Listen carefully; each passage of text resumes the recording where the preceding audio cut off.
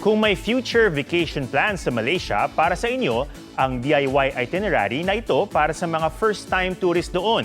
Isa sa must-visit ang isang kuweba na mapapasok lang kapag inakyat ang isang makulay na stairway.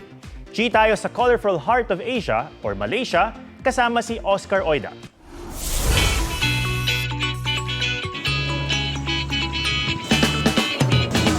Pangarap na bakasyon sa Malaysia? Kulayan na yan sa makulay na stairway na ito. Challenging ang pag-akyat sa 272 colorful steps patungo sa Batu Cave. Kaya ang magbabarkadang sina Girlie, Lucy, Jessica at Rosella napasambit na it's a climb. Ito yung tubig. Worth it naman ang pagod sa ganda ng limestone formations. Agaw atensyon din ang architectural design ng templo sa dulo ng hagdan.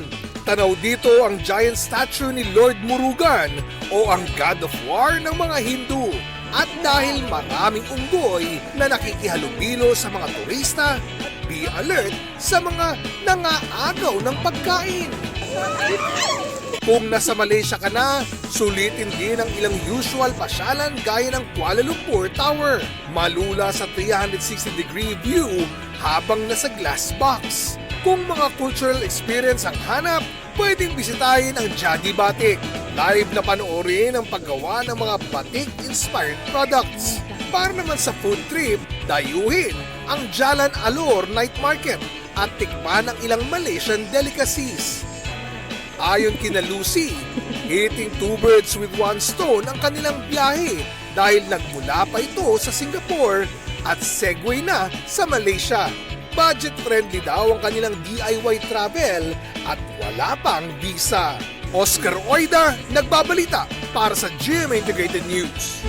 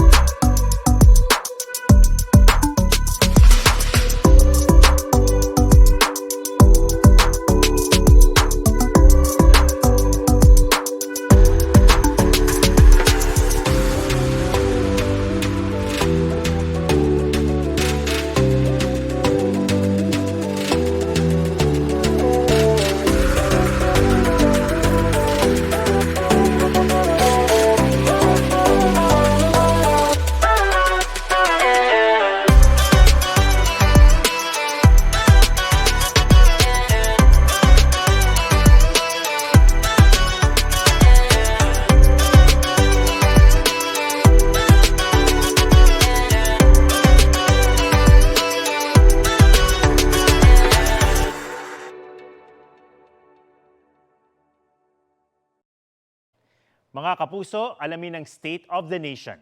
Mag-subscribe sa GMA Integrated News sa YouTube. Sa ating mga kapuso abroad, samahan niyo kami sa GMA Pinoy TV at sa www.gmanews.tv.